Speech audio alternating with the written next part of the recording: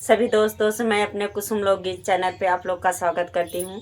आज दोनों सहेली मैं सुनाने चल रही हूँ कि बेटी का विदाई गीत अच्छे लगे तो कमेंट बॉक्स में ज़रूर बताइए दोस्तों कि देखिए बेटी की विदाई का गीत कितना दर्द भरी गीत होता कि तू तो जिसका बेटी विदा होती वो माई बाप जनी कि अभी तो हमारे पचक ना ही विदा करे है।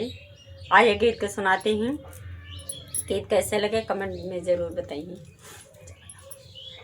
लाल लाल डोलिया के लाल ओ हरवा हो चारी लागती कहाँ जी। लाल लाल डोलिया के लाल ओ हरवा हो चारी